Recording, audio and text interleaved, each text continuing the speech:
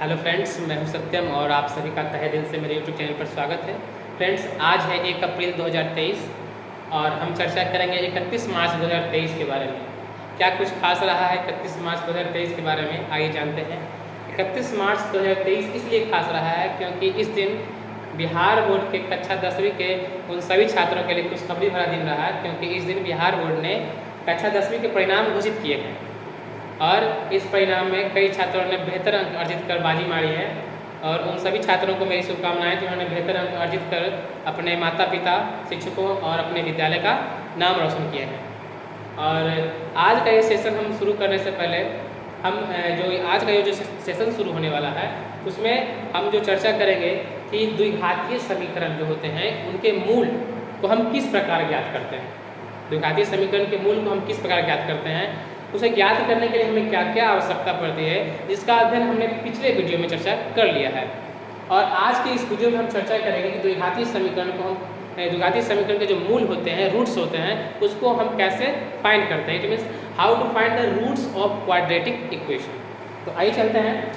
जैसा कि आप सभी को पता है कि द्विघातीय समीकरण क्या होते हैं। द्विघातीय समीकरण ax² plus bx plus c बराबर 0, इसका जो व्यापक रूप है द्विघातीय समीकरण का। वैसे दो घात वाले जो समीकरण होते हैं, इसके घात 2 होते हैं, वही द्विघातीय समीकरण होते हैं। तो द्विघातीय समीकरण क्या होते हैं इसके बारे में पूरी चर्चा हमने पिछले वीडियो में कर लिया है। और आज हम चर्चा करेंगे कि इसके मूल किस प्रकार ज्ञात करते हैं। तो मूल को ज्ञात करने के लिए सबसे पहले हमें आवश्यकता पड़ती है विवेचक या विवेक्तिकर। इसका अध्ययन हमने पिछले वीडियो में कर लिया है बेहतर तरीके से। और आज हम जानेंगे कि इसके मूल किस प्रकार ज्ञात करते हैं। तो द्विघातीय समीकरण के मूल ज्ञात करने की 3 विधियां हैं। जैसा कि आपने कक्षा 8वीं कक्षा में पढ़ा होगा कि द्विघातीय समीकरण के जैसे बहुपदों का गुणनखंड करते थे मध्य पद खंड गुणनखंड विधि के द्वारा, यानी गुणनखंड विधि सिंपल विधि में जाने तो गुणनखंड विधि के द्वारा मूल ज्ञात करते हैं। और इस कक्षा में 10वीं कक्षा में आप 3 तरीके से मूल ज्ञात कर सकते हैं द्विघातीय समीकरण का। पहला तरीका है द्विघातीय समीकरण के द्वारा, दूसरा तरीका है वर्ग पूरा करने की विधि द्वारा, और तीसरा तरीका है गुणनखंड विधि द्वारा, जिसे मध्य पद खंड गुणनखंड विधि भी कहते हैं। तो हम चर्चा करेंगे किसी एक विधि के द्वारा पार्टिकुलर बेस में हम लोग पता करेंगे और आगे की वीडियो में हम अगले विधि के बारे में जान लेंगे। आज का ये विधि हम चर्चा करेंगे द्विघातीय सूत्र के द्वारा हम द्विघातीय समीकरण का मूल किस प्रकार ज्ञात करते हैं। हमने बड़े अक्षरों में लिख दिया है कि हाँ द्विघातीय सूत्र, इसका सूत्र क्या है, इस मूल किस प्रकार ज्ञात करते हैं। देखिए द्विघातीय सूत्र जो है इसको मूल निकालने के लिए फॉर्मूला है कि -b plus minus under root b² minus 4ac बटा 2a। अब देखिए आपने जैसा पढ़ा था पिछली वीडियो में कि b बराबर b² माइनस 4ac, तो कहीं कहीं जो मूल निकालने का जो फॉर्मूला होता है वो -b plus minus under root b² minus 4ac की जगह d लिखा होता है। तो आप समझ रहे होंगे कि d क्यों लिखा जाता है, क्योंकि b² माइनस 4ac जो है वही d है, क्योंकि d बराबर b² माइनस 4ac, यानी b² माइनस 4ac के बराबर हम d लिख सकते हैं। तो आइए मूल ज्ञात करते हैं बहुत ही आसान तरीकों से, इसी सूत्र के माध्यम से, द्विघातीय सूत्र के माध्यम से।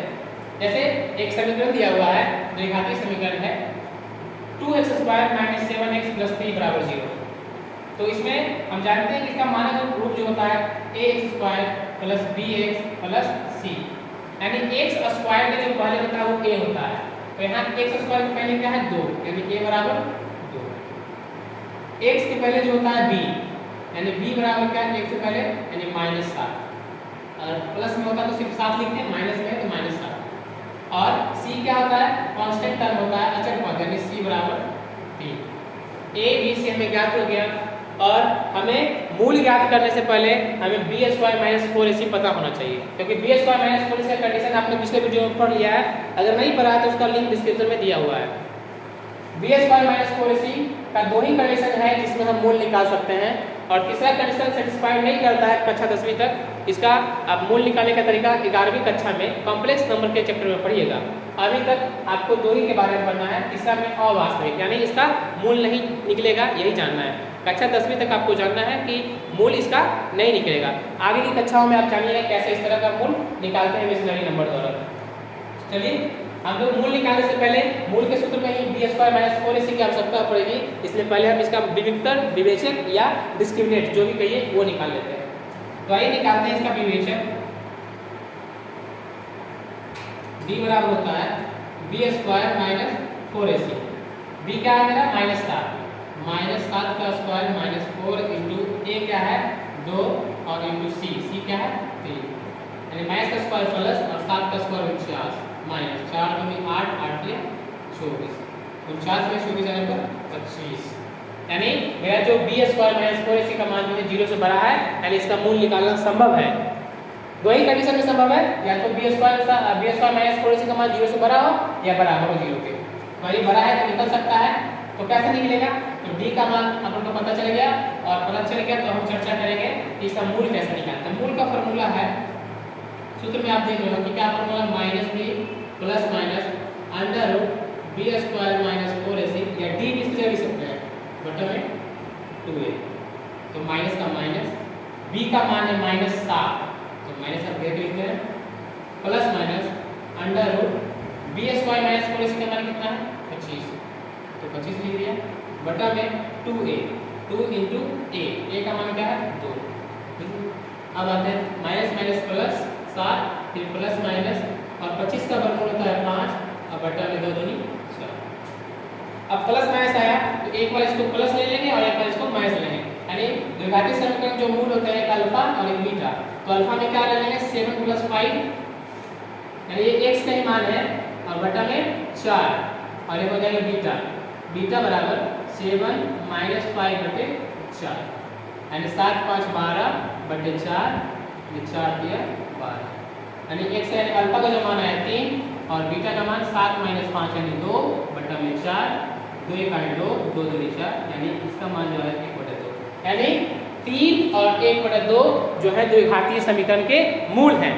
दो ही मूल होते हैं, द्विघातीय समीकरण के मूल 2 होते हैं। तो आइए 2 मूल हमें ज्ञात हो गया। इसी तरह हम अगले प्रश्न का मूल किस प्रकार ज्ञात करते हैं देखते हैं।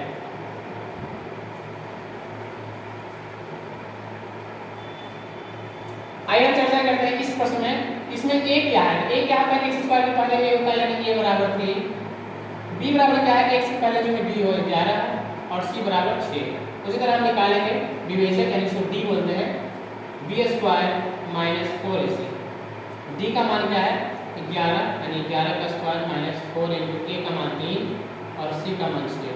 11 का स्क्वायर 121 माइनस 4 पे 12 × 72, 4 पे 12 × 72। तो चलिए 12 × 72, और तो 121 में 72 घटाने पर क्या आएगा? 11 में से 2 गए 9, और 11 में से 7 गए 4, 49। चलिए मूल निकालने का फॉर्मूला हमें पता है, इसका मूल निकलेगा। क्यों निकलेगा? क्योंकि इसका मान 0 से बड़ा है। मूल वाला फॉर्मूला आता है -b plus minus under root, d भी हम लिख सकते हैं b स्क्वायर माइनस 4ac या d बटा में 2a माइनस b, तो b की जगह क्या मान है 11, यानी 11 plus minus under root d का जो मान है 49 है बटा में 2a, 2 इंटू a का जो मान है हमारा a का मान 3 है, तो 3 लिख दिया। तो -11 प्लस माइनस 49 का वर्गमूल जो होगा 7 होगा बटे 2 दिया 6।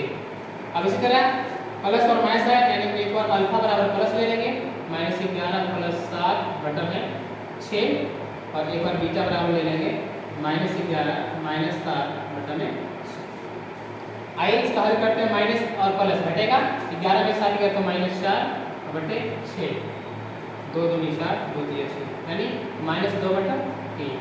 इसका निकालते हैं, -11 और -7 यानी -18 और बटे 6, माइनस हो जाता है तो 6 दिया 18, यानी -3।